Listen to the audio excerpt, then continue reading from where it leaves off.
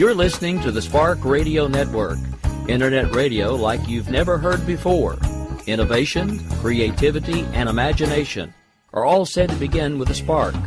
So fasten your seatbelt and take the ride of your life and listen for the spark. You are listening to KLRN Radio, where liberty and reason still reign. Most writers and radio show hosts know that to connect with your fans, you need to do more than just write books or record the latest podcasts. There are many different elements that go into forming an online platform, but there are also many hidden traps. To make matters worse, solid advice on how to survive the muddy waters is scarce. In the book Hidden Traps, I talk about some of the important issues of working with an online platform, highlighting traps that could put your physical or internet security at risk or be harmful to your reputation.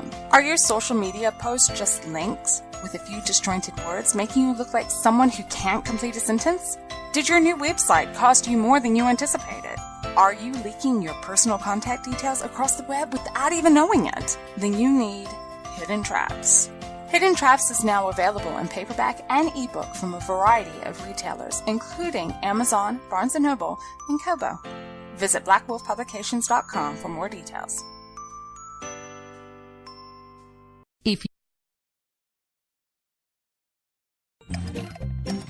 Pink fluffy unicorns dancing on rain.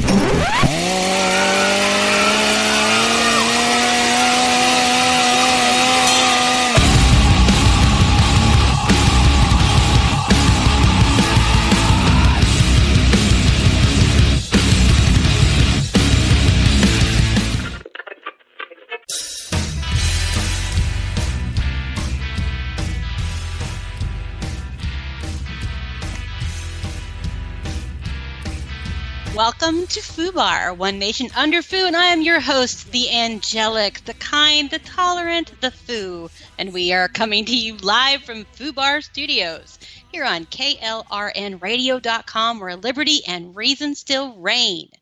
Can you believe it? Liberty and reason? Crazy talk.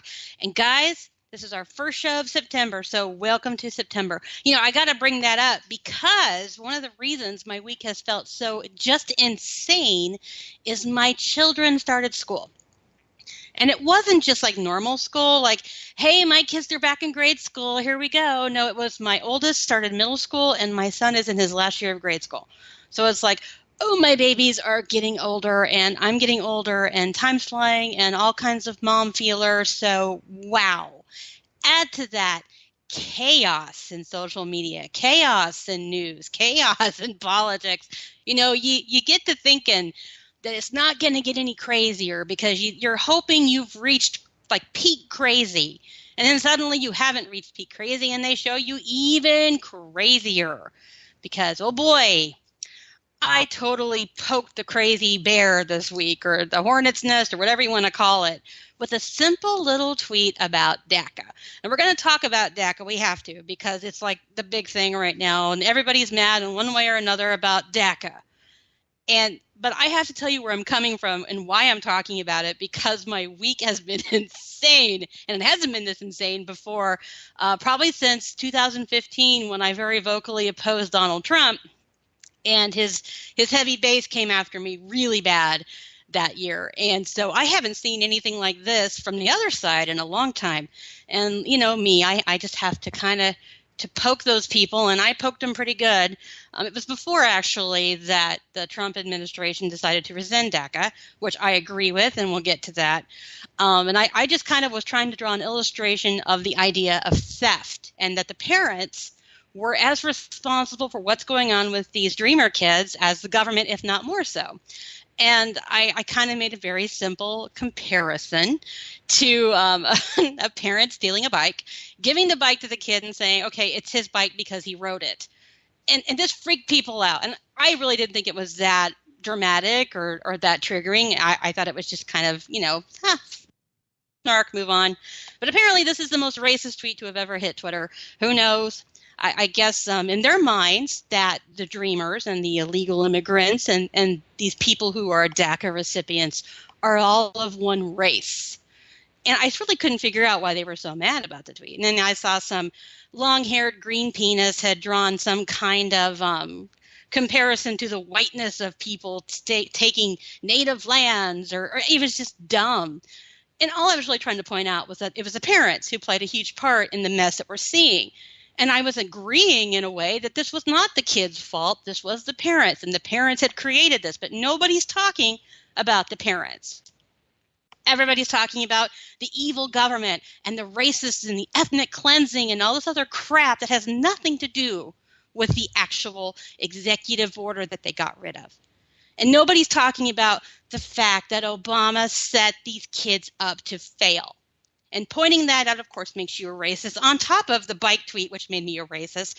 So for the last 3 days, all I have seen are these young millennial kids telling me how I'm a mean old racist because I don't believe they should live their lives being afraid that in limbo, that someone's going to send them home because they are under DACA. DACA was a Band-Aid, folks. All it was a way for Obama to pander to a demographic the Democrats were afraid they were losing. And so, hey, we need a quick fix for all this illegal immigration. We need to find a way to be the good guys here because we're letting all these people down. So what does he do? He forms DACA. And he says to, hey, come out of the shadows, get a job, go to school, give the government your information. You're fine. Oh, my God. Give the government your information. We want to know where you are. Go to college, get a job. We love you, illegal immigrants, you little young dreamers. We're the good guys. No, they're the bad guys. They're the lazy guys. They're the guys who created a disaster and a mess and set these kids up to fail. And now that we have to be the adults in the room and come in and say, this is not the way you deal with this. Now we're the racists. We're the mean ones. We're the ones who are going to kick these kids out of the country and take all this hard work away from them because that's just who we are. We're horrible. And that's not the reality of any of it. Now, let's be honest. There are plenty of people who are tired of the illegal immigrant fight. And they are tired of being lied to. And they are tired of being used. And they want them to go home. They want the wall to go up, they want the border secured, and get out of the country if you're not legal. And I totally get it. And I totally support that. But to pretend that people who are saying DACA was wrong, and this was the wrong way to help these people, and that you've set them up to fail, to say that's racism is back-asswards ridiculous. And if you're assuming that all of these people are the same color, that only Mexicans are illegal, that only brown people are illegal, you are a racist. So stick that in your butt, because unbelievable the amount of vitriol over a tweet about, hey, the parents played a part in this. Are you kidding me? And it's so disappointing because we worked for so long on the right. We really did. And this is probably why Obama did what he did. Because for years, the message out there was Republicans were racists or sexists or bigots. They hated people. They were homophobes, whatever you want to call it. And we worked so hard for so many years to get rid of that dialogue, that we were like, hey, we aren't the racists. We support individual rights. We support the individual regardless of color or sex or creed or persuasion or ability. If they have 3 feet, 2 feet, 1 foot, 3 nipples, we don't care. They're the individual. We celebrate their individual liberty and freedom, and that's all that matters. We worked so hard to get rid of the nasty, racist, sexist BS that got pinned on the right. And then in 2015, what happened? Oh, I know you're going to love this. 2015 happens. Donald Trump pops up. The alt-right pops up. And suddenly all we hear about is anti-Semitism and the racism and the sexism. And it's all there right in front of us, which incidentally was the last time I saw this kind of vitriol was when I spoke out against that in 2015. Now I'm dealing with this on the other side. And it's interesting because my views haven't changed. I don't care what color you are. I don't care what sex you are. I really don't care who you sleep with or what you do in your life unless you want me to pay for it. Then it's really none of my business. Live your life, do no harm, mind your own business. That's all I really care about. And when you're dealing with both sides, both extremes on both sides, you kind of start losing your mind and realize that maybe there are more of us in the middle than we realize. I hope. I don't know. I got to tell you guys, it is not getting any prettier. It is getting worse. And this message that getting rid of this Band-Aid is somehow an attack on people of color, and that's what they're really turning it into, is really stopping us from having the real discussion behind what we need to do. I actually, besides all the crazy, nasty private messages I've gotten, and I got some crazy ones, some doozies, I actually got to speak with a young lady who reached out to me and said, why are you against it? And she wasn't nasty. I could tell she was frustrated with me. And you know what, guys? I'm good at frustrating people. That's kind of what I do. And but she asked me why I was against it. And then I started explaining to her why I didn't like it. And then she explained to me why she had it and why she was afraid and what it meant to her and what was going to happen to her. And that conversation was all I really needed to have to be reminded that no matter what these conversations look like on Twitter, no matter what someone is saying to you, and people say a lot of dumb crap on Twitter, that there are human beings behind most of these accounts. Now, there's some Russian bots and porn bots and got Obama bots or whatever. But this young lady was good enough to reach out to me and have a real conversation. And it reminded me that it was worth all of this. Because honestly, you're like, whatever, screw these people, let them deal with it, I'm going to move on, and I got to deal with my kids, and I'm old, or whatever. You have something else going on in your life that matters more. But then you reach out to a human being, and you have a conversation, and you're reminded of what that other human being is going through. And suddenly you have a whole new purpose. We got to get through it. We got to work together. There's got to be a solution. Granting amnesty to all these people is not the solution. Deporting all these people is not the solution. And that's all you're hearing from both sides. So we got to figure it out in the middle. And I know that's not popular, but it's the reality. We can't just keep screaming at each other from across the way because it's not getting anything done. Phew. I have been thinking about that all day. I got to take a short break. When I get back, I have actually a surprise for you and then our top 10 douchebags of the week. So stay put.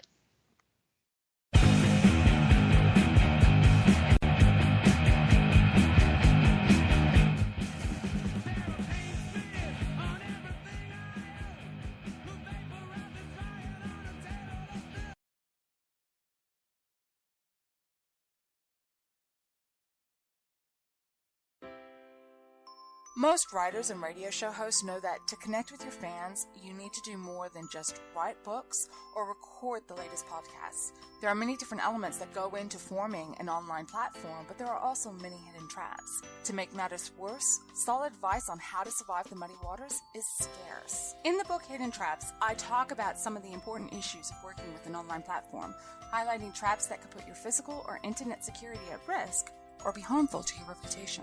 Are your social media posts just links with a few disjointed words, making you look like someone who can't complete a sentence? Did your new website cost you more than you anticipated? Are you leaking your personal contact details across the web without even knowing it? Then you need Hidden Traps. Hidden Traps is now available in paperback and ebook from a variety of retailers, including Amazon, Barnes & Noble, and Kobo. Visit blackwolfpublications.com for more details. If you're 80.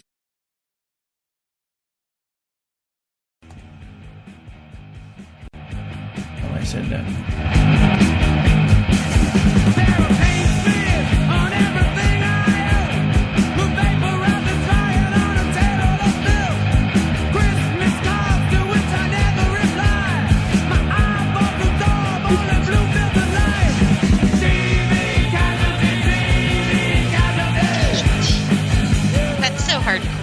TV Casualty. I love that. And you are back with Fubar. I am the one, the only, the Foo. And we've been talking and rambling for the last 15 or so minutes. And usually at this time in the show, we go into our top 10 douchebags. But this week, I have a little surprise for you because I have an in with a really creative little couple of folks called the Third Rail Ramblers. And if you're not familiar with them, they do a lot of clever, funny parodies. And they were good enough to send me their latest, which is called The Trumpster's Paradise. Now, we are premiering it tonight on Fubar for them. And just so you know, one of the members of the Third Rail Ramblers is Al, and he has a show here on KLRN called The Hardcore Patriot. Now, here is the song. I hope we're ready for it. I asked him to cue it up. This is The Trumpster's Paradise by Third Rail Ramblers.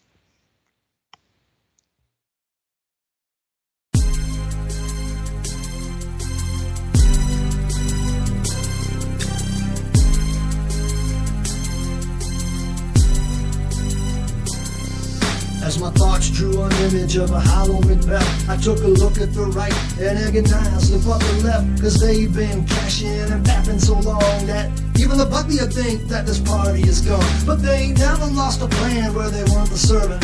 We be beating like a drunk, sovereign TV and turd love. We never watch how they stalking and interlocking. It's true with the status they be trying to walk. A calculated grip, but you gotta know, system's broke.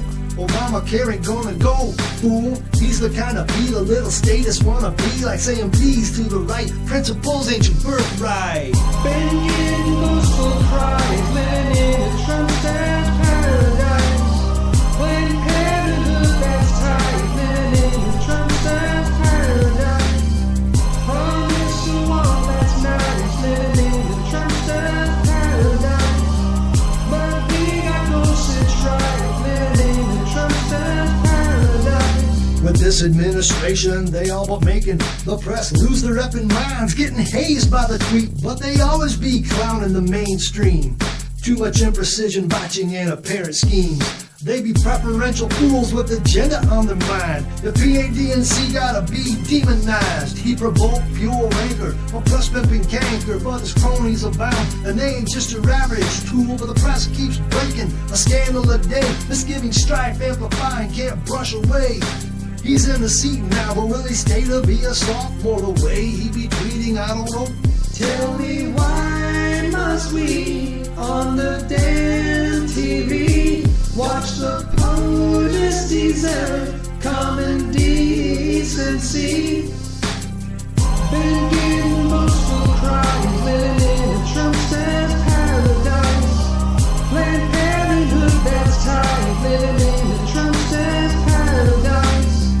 Promise to all that's nice, living in a Trumpster's paradise. But we got ghosts that's right, living in a Trumpster's paradise. Spicer and the Comey, Moochie got devoured. People making exits used to have some power. Little what he's saying, about half of what he's doing. A marathon of fiction, but some of us be looking. Some say I gotta spurn, others get on both knees, but they just be grandstanding. Decision is just me. Some Trump I can, some Trump I won't. Most pundits suck, they be always baiting, clicking for the press pool. Been getting boastful cries, living in a Trumpster's paradise. Planned Parenthood that's tight, living in a Trumpster's paradise. Promise to all that's nice, living in a Trumpster's paradise. But we got ghosts that's right, living in a Trumpster's paradise. Tell me why must he each day to tweet like Tourette's he's burned some crude debris? Tell me why must we each day to see the press got hurt on live TV?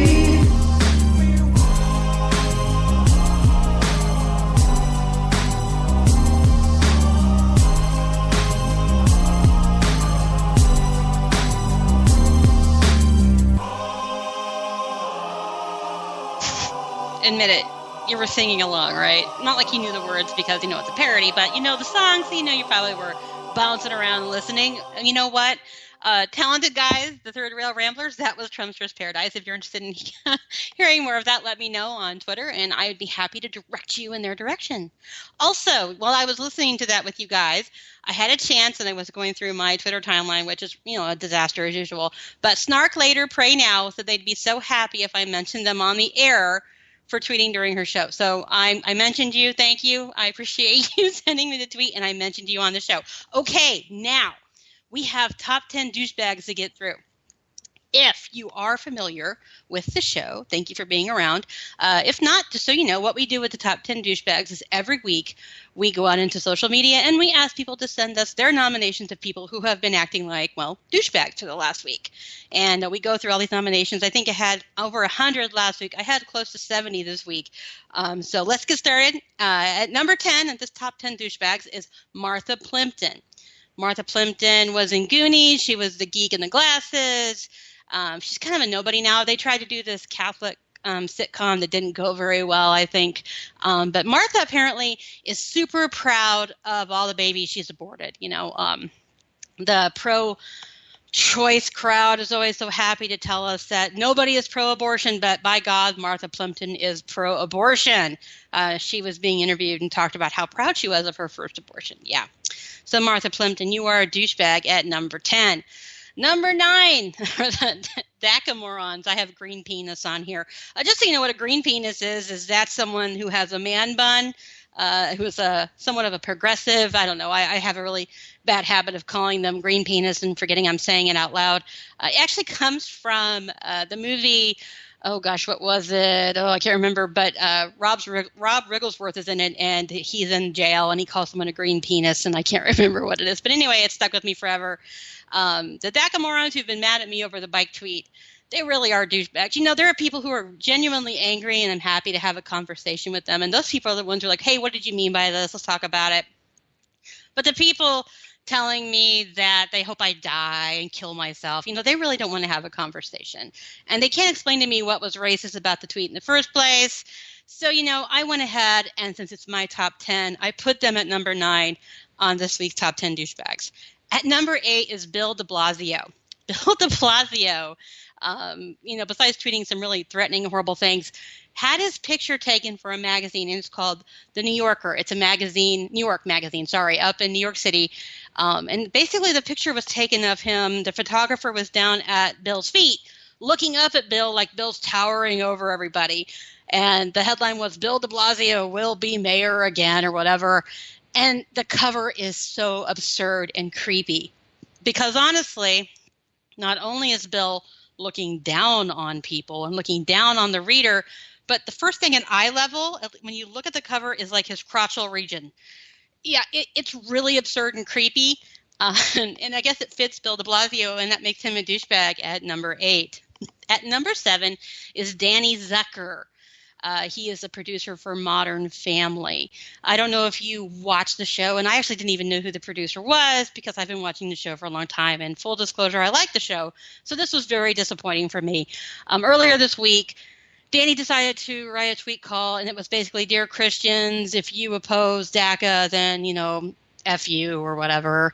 He was basically telling Christians that they were bad people if they wanted the laws of the land upheld and the border secured, because apparently wanting your country to be secure is unchristian or something. I don't know. He was trying to draw some line between Christianity and illegal immigration, and he failed miserably. He had a lot of pushback on the tweet. He tried again. He deleted the tweet and tried to rewrite it and played victim. And I wish people were so mad at me, were as mad about these people being deported as they are that I said the F word or whatever. It was nonsense. And I think what people were reacting to was not so much the FU or the idea that they want all these people deported. It was just like, you really don't understand Christianity, so why would you bother tweeting about Christianity? Just stay out of the whole Christian thing. If you don't know anything about it, don't tweet about it. And don't be a douchebag at number 7. At number 6 is Anna Navarro. Oh, Anna. I really used to enjoy Anna. She was the lone Republican in a sea of progs, and you thought she was this tough broad, and she really has just turned into a giant disappointment. Now, let's be fair. I'm not a huge fan of Donald Trump. I am the first out there to say something if I think he's done something wrong. But it's like her whole shtick has become everything he does, how do I find a way to make it bad? Everything he does, how do I interpret this as a way to slam what he's doing? She's one of the people where Trump could cure cancer, and she complained that he was putting oncologists out of work. She's to that point in how she doesn't like Trump. And I understand. I've been there. I was there before the election. but I'm also an adult and realize that he won and that one way or another, he's the president right now, and we have to work to get things done, whether or not we support him. So, Anna, you made the list at number 6. And number 5 is Kurt Eichenwald. Oh, my God, you guys. Apparently, Kurt is a hurricane expert all of a sudden, determining where Hurricane Irma was going to hit. And, the tentacle jokes around this have been hilarious. If you don't know who Kurt is, lucky you. Kurt is a Newsweek writer, or he used to be, who basically tried to sue a kid or get a kid arrested for sending him an animated GIF because it said it caused him a seizure. And then later on, it was like he had screen captures up of his desktop and he was looking at tentacle porn and said he was trying to prove to his wife it existed. He's just a nightmare. And he's a douchebag because he's saying it. He can determine where Hurricane Irma is going to hit. I don't know why he thinks that's so. Maybe it's his knowledge of tentacles, but either way, that makes him a douchebag at number 5. At number 4 is Alyssa Milano. I know Alyssa has kind of decided she's going to be political. I don't know why. But she's also pushing this whole nonpartisan, party, country over party, or nonpartisan something. It's whatever she's doing. She's clearly partisan. She clearly is a Democrat and a leftist. She clearly doesn't like Trump or anything to do with the right. But this week what she did was when Donald Trump proclaimed Sunday as a national day of prayer, oh my God, God forbid, she said that she thought it should be National Asshole Day instead. Because, praying for your fellow Americans who've just been hit by a hurricane is such a horrible thing. A president proclaiming such a thing, how dare he? How dare we expect people to pray for one another? Even though it doesn't mean you have to pray, you hyena. You had to tweet that, so you're a douchebag at number 4. At number 3 is Peter Dow. Peter and his new little project, Verret, which is basically he has taken his obsession with Hillary Clinton, his love affair with Granny Kankles, and he has created a whole, media, some kind of site where he's posting news and articles related to Hillary or what Hillary would like or what Hillary supporters are going to care about. I don't know. It's really creepy. If I had a guy making this site around me, I probably would call the cops. But Peter is determined, and he was so excited because Hillary was like, oh, my God, I'm totally going to sign up. This is rocking. And, then he had this big, Hillary-gasm. And so he's a douchebag at number 3.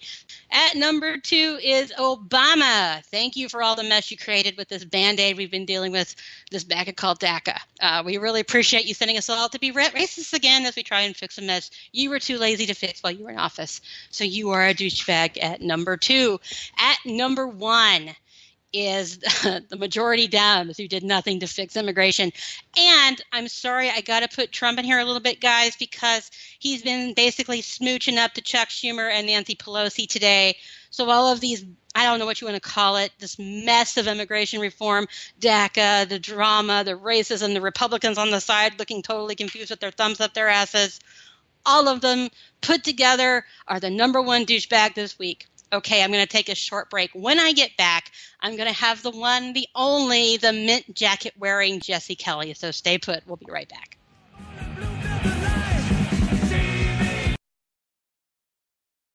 Everyone loves liberty. Our rights come from God, not the government. So why are you letting other people tell you what's best for your health care?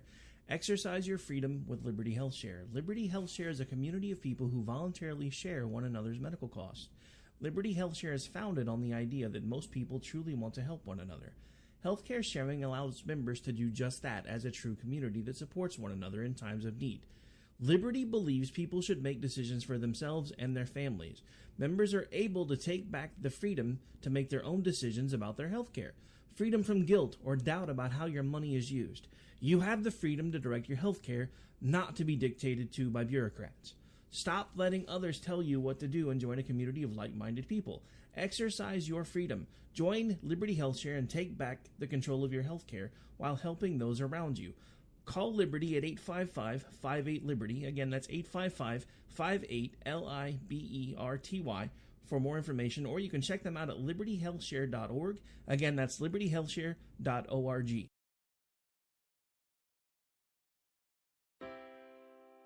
Most writers and radio show hosts know that to connect with your fans, you need to do more than just write books or record the latest podcasts. There are many different elements that go into forming an online platform, but there are also many hidden traps. To make matters worse, solid advice on how to survive the muddy waters is scarce. In the book Hidden Traps, I talk about some of the important issues of working with an online platform, highlighting traps that could put your physical or internet security at risk or be harmful to your reputation. Are your social media posts just links with a few disjointed words, making you look like someone who can't complete a sentence? Did your new website cost you more than you anticipated? Are you leaking your personal contact details across the web without even knowing it? Then you need Hidden Traps. Hidden Traps is now available in paperback and ebook from a variety of retailers, including Amazon, Barnes & Noble, and Kobo. Visit blackwolfpublications.com for more details. If you're 85 or younger, would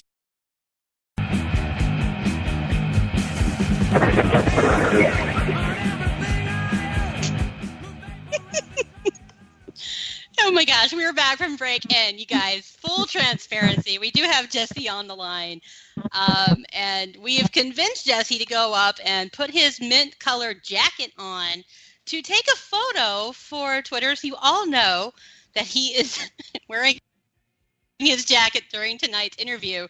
He was running through the house with us on the phone. I hope he has not lost us as he was taking his selfies and putting his jacket on.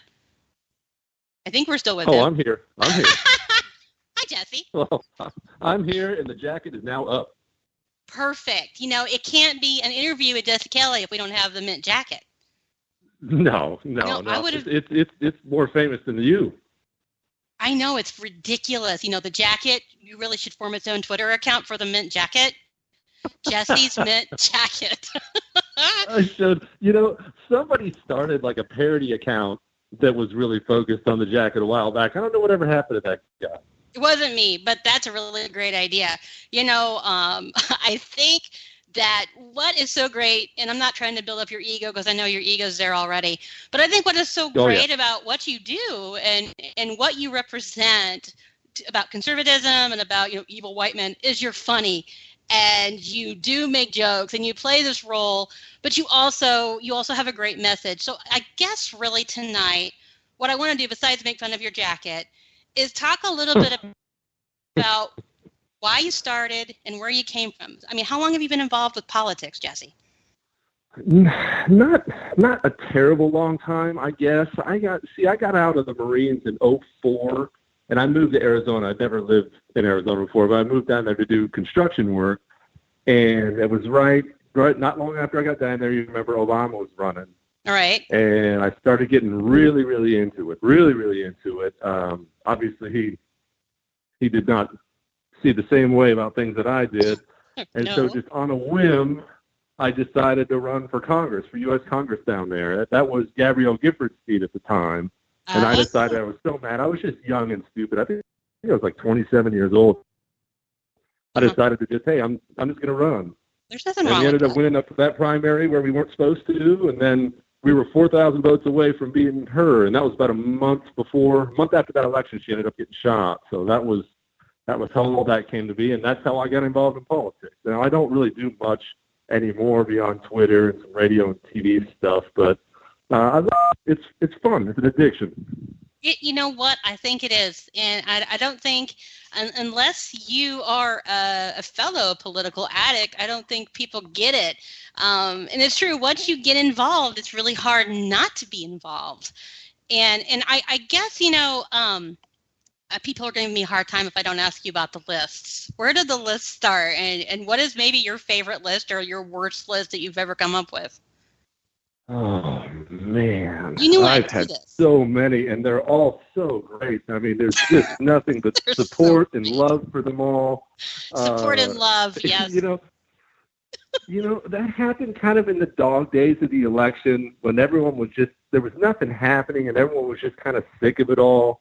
Yeah. And I randomly put one up because I've got, you know, some pretty terrific opinions. Sure so I put one up.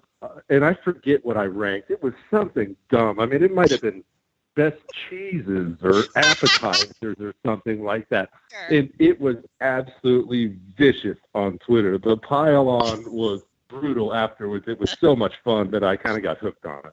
You know, it's funny because you get used to getting screamed at by people for, you know, important things, but you get screamed at because you like warm pie over cold pie or some bizarre listing that you've made up. I think what I saw most recently was you were asking people which 5 Twitter people they would not mind being stuck with for 2 days during a hurricane. And I don't, it was terrifying the way people were coming up with their responses. But I think what your lists do is it's a great reminder that not everything has to be politics all the time, even if you're political Twitter. Do you think that you're... and it shouldn't. I think where we get lost is, and I was talking about this earlier, is we forget we're human beings. And I think as awful, and I'm sorry, they are awful. As awful as your lists are, they are a great reminder that you're a human being. And that, you know, I love the relationship you have with your wife, and she has the patience of Job. But she does. You know what? I have slowly poisoned you years ago. So I think what's really great is we get to see your relationship with your family and your wife, and she's lovely. You're such a lucky guy. Well, I mean, let's start right there. Everybody pretty much universally acknowledges she's the lucky one. I mean, you know, she really struck gold with me. Really struck gold.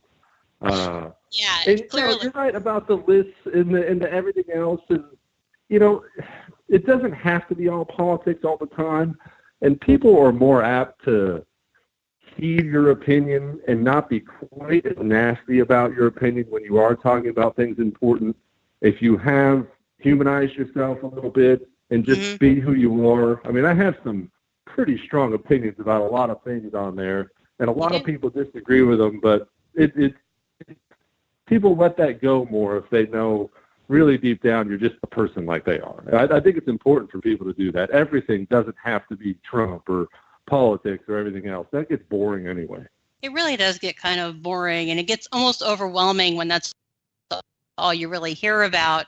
You know, and I think what really, and we were supposed to do this like, 2 weeks ago, a week ago with Hurricane Harvey.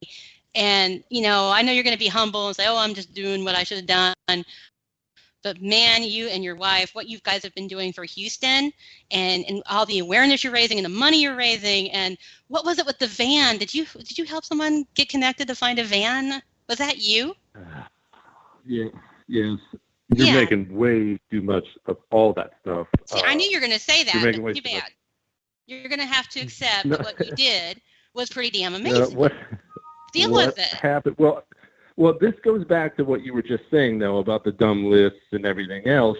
Once people have that trust in you, then when you're calling for help and when you're asking for things, people listen, and they're more apt to share that, and they know that's important.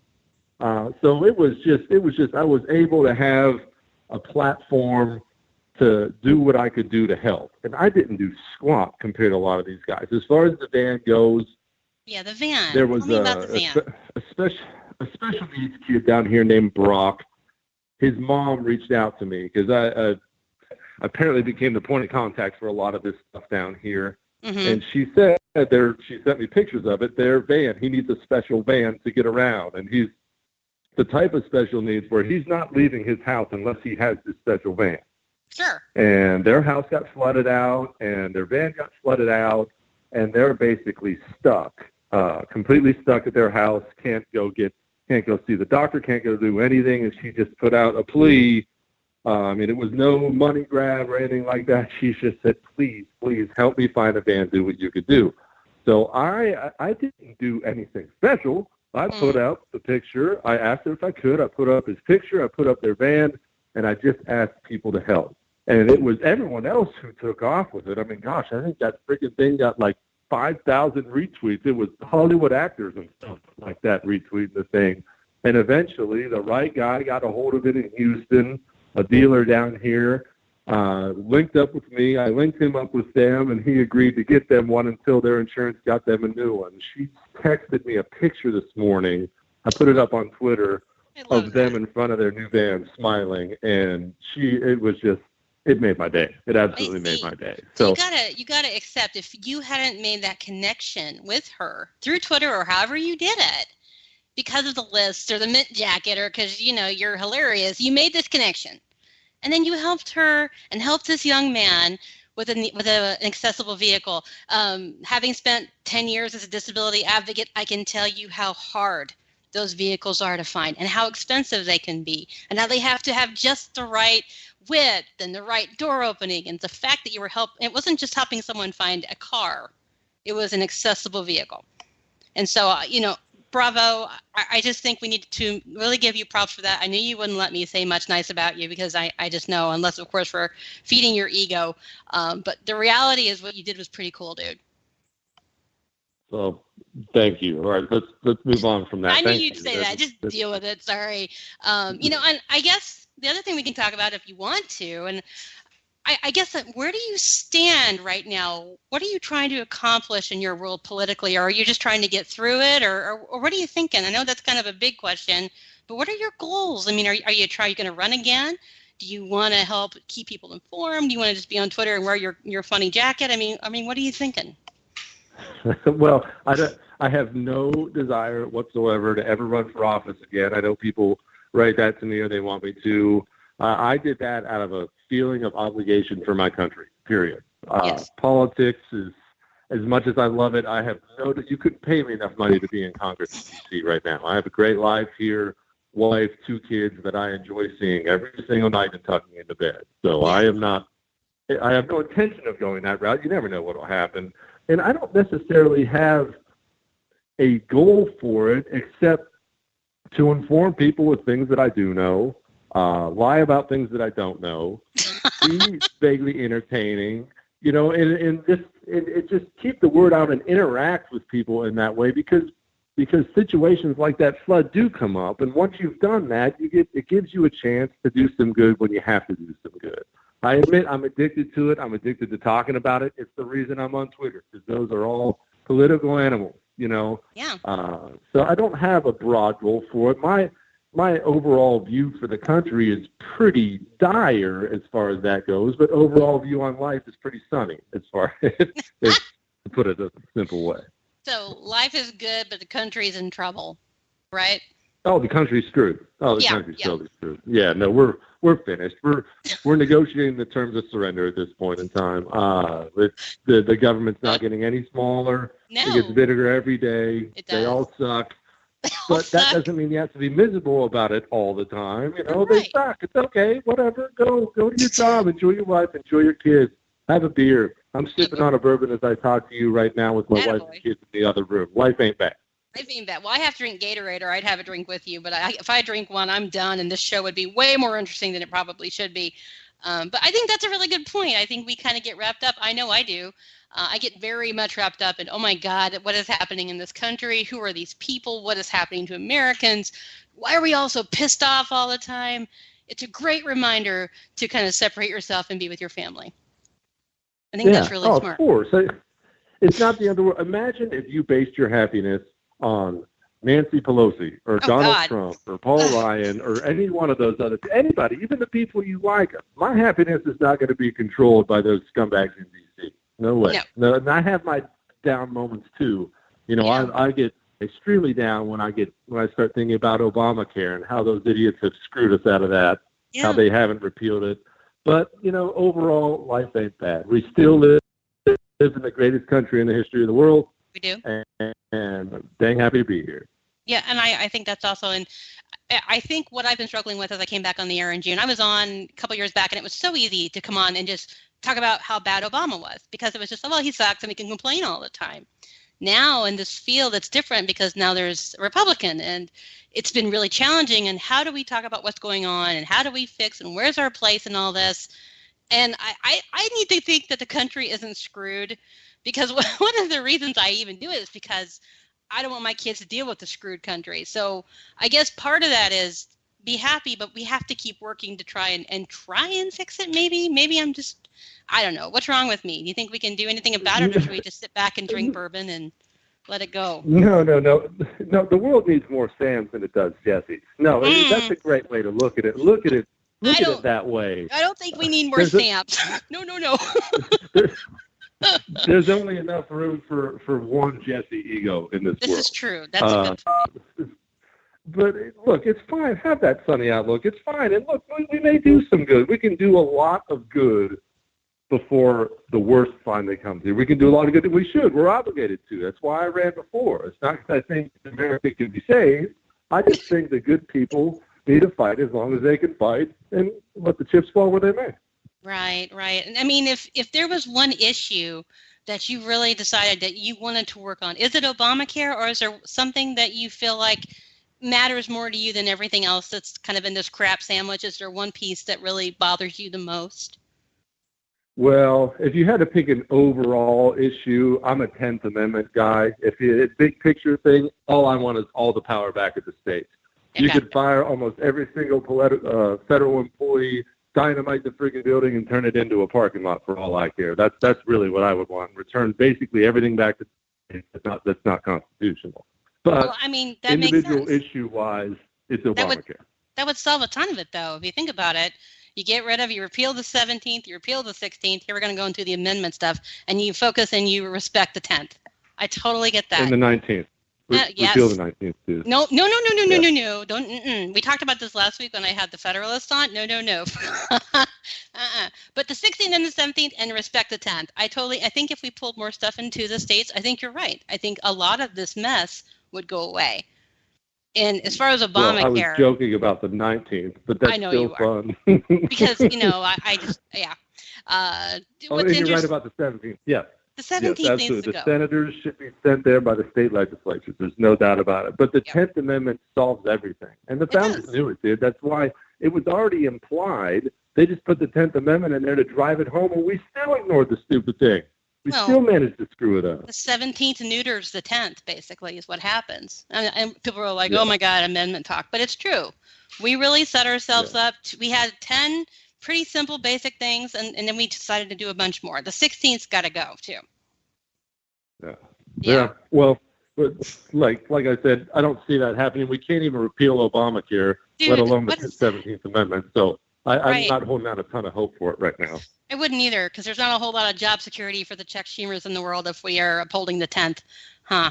You know, what do you think the holdup is with Obamacare? Why aren't they just, at this point, they have a guy who's going to sign off on it if they repeal it. What's the hang up? Oh, they're cowards. It's not more complicated than that. They're cowards. An entitlement was put into place. As Reagan said, the closest thing to eternal life on earth is a government program. You can't, once it's put into place. Now, the story is Republicans are taking away this. They're taking away health care. They're taking away something like that. And Republican fear of media backlash is what has destroyed this country. Those gutless cowards bow every single time to the communication wing of the Democratic Party, which is the media. That's the one appeal. It's one of the few appeals of Trump for me, is in the very least he'll tell those guys to screw off. But that's not doing us any good now either. No, and as much as I complained about Trump, I understand the appeal. I understand that we're really sick of D.C. We're really sick of the way things are going, and this guy is giving them the finger, and I get that.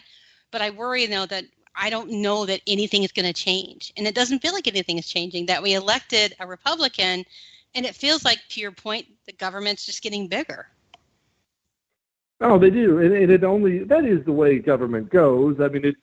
It's very difficult to expect human beings, we're all self-serving, to send them to Washington and reduce their own power. There are very few people like that in the history of the world. Where part of the reason our country is so great is we were founded by people like that, like Washington, who put term limits in for himself. But in the long run, you're going to get scumbags there, and you're going to get power-hungry people, and that's really the nature of man. And that's why the Constitution was so important, because it knew that, and it limited power, yet here we are. Here we are with unlimited power at that level and such huge overreach. And the point that you brought up about Obamacare is now that the messaging is not that we're trying to fix it or we're trying to make our healthcare system work again. It's we're taking things away. Republicans are trying to kill people by taking away their healthcare. That is what they're saying now, isn't it? Yes, that's exactly what they're saying. And it's predictable. I mean, no, but then again, keep in mind, this comes back to the American people. Nobody wants to vote for the guy that says, I'm going to leave you alone. Your life is your life. Everybody wants to vote for the guy who stands on stage and says, I will help you. I will fix you. I will pay for this. I will pay for that. That is what sells. All I want to hear is, I'm going to leave you alone. I'll leave you alone. That's all I want to hear. Do your thing, Yep. Eat lollipops, drink bourbon, and live your life the way you live it. Don't make me pay for it and do no harm, and I'm a happy camper. Why is it so hard? Amen. But I think one of the things that we forget is that freedom isn't easy, and that when you're free to make your own choices, you screw up sometimes, and people don't like to be held responsible when they screw up. And I think that's a huge part. It's almost like Republicans used to be the parent who said, I'm going to put these laws and these rules in place, and the other Democrats were like, oh, we love you, do whatever you want. They're the parent that spoils. Earlier today, I saw someone compare, it's a lot easier to be Santa Claus giving out free crap than the guy saying, hey, you got to get a job. And that's kind of where we're at with politics, is we're not Santa Claus. We're like, hey, get a job, take care of yourself. Democrats are Santa Claus. You're right. Everybody want to vote for the guy who pats them on the head and tells them everything's okay and I'll take care of you. Nobody wants to vote for the harsh dad that says, suck it up and do it yourself, you're on your own. No one wants to vote for that, but that's what helps you the most. That's what helps you as a human. And I think it was Thomas Sowell, and I'm probably going to misquote him, but he says something about, it's amazing how much people learn when you let them screw up what they're learning. Like, you don't pad them. You let them figure it out on their own. If they make mistakes, they learn from that. We're to a point, and maybe I'm a little biased because I've spent the last 3 days listening to millennials. We have a whole generation of people who have no idea what accountability looks like. That the ones who do know it are so few and far between that they stand out. I don't get this at all. Maybe I'm getting that old lady get off my lawn thing going on, but I feel like they are incapable of accountability and owning who they are and taking responsibility for their lives. It's weird. Well, I have a theory on that, and it's probably accurate. It's me, Of course, but my theory on it is it's the same percentage of good people and scumbags in every single generation. It's just today the scumbags have just as big of a platform as everyone else because of Twitter and Facebook, because of social media. So every time some nut job at 20 decides he wants to change genders or something like that, that guy gets all the press when there are a million guys his age that are serving in the military, that are starting businesses, that are doing great things. I've never actually subscribed to the greatest generation thing. I've seen so much heroism and great things in guys in our generation that I just don't subscribe to that. Yeah, we've got a bunch of lazy losers and scumbags. We've got a bunch of great people too. It's just the lazy ones tend to have more of a voice than they ever had before. And I think that's probably fair. And I'm totally biased. Yeah, I tell you, I'm still getting private messages from them wishing me death and that I'm a horrible human being because I don't support the law that set these people up to fail. So I'm biased and cynical right now. So I appreciate that. It's probably a good feedback. Yeah, well, I guarantee you Moses was complaining that the generation coming after him was useless. That's what people do. But people are people. People don't generally change. They're people. Right. We're all flawed.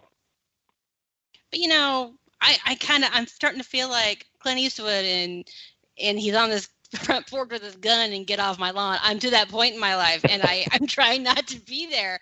So I think what you said about keeping a reminder of what makes you happy in life and letting the rest of it go is really good for me to hear tonight. How did you know I needed to hear that?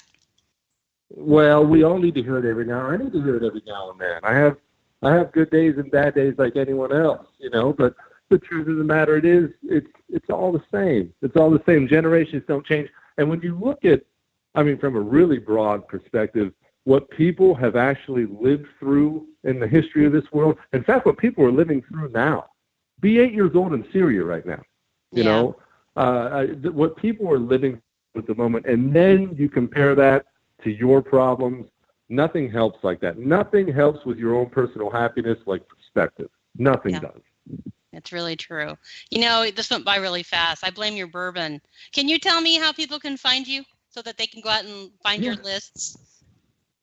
Well, yeah, I mean, I can't believe there's anyone that hasn't already. I know, right? But please, just in case. Follow me on Twitter at Jesse Kelly DC. Again, it's at Jesse Kelly DC. I mean, it's probably the best Twitter page that I can think of. It's pretty outstanding stuff. It is, and it's the mint jacket that makes it. That's actually what I remember making fun of you the first time. Jesse, I know you're a busy guy. I appreciate you coming by and talking tonight. I really enjoyed it. Believe it or not, I really did enjoy interviewing you and talking about your lists, and you have such a great perspective on things. I really appreciate it. I appreciate you, Sam. I'll come on anytime. I love you. Oh, you take care of yourself, my friend, and hug your wife. She's a lovely lady. I will. You be good. Never. I'll talk to you later. Thank you, Jesse. Later. Bye. Always goes by fast. I feel like that first half hour I have all this time, and I look up and, oh my God, it's 7:58. You guys, this was fun this week. Jesse was great. If you get a chance, follow him. He's wonderful. We make fun of his ego, but really he does have great perspectives on most things, just not pie. You can find Jesse at JESSEKELLYDC on Twitter. Next, stay put. We have a great lineup on Wednesday nights here on KLRN. You have the Conservative Curmudgeon, then Jesse's Voice, then the Stafford Voice, and then America Off the Rails with my producer, Rick Robinson. So it's always a good night on KLRN, especially Wednesday nights. Be here next week because I'm going to interview the one, the only Caleb Face Howe. Now, it could be Ho. I asked him, and he told me to say however I wanted to say. So I kind of like Caleb Ho. I think we'll call him Caleb Ho. Anyway, that's it for me tonight, guys. Have a great week. Stay out of trouble, and I will see you next week. Take care. Bye-bye.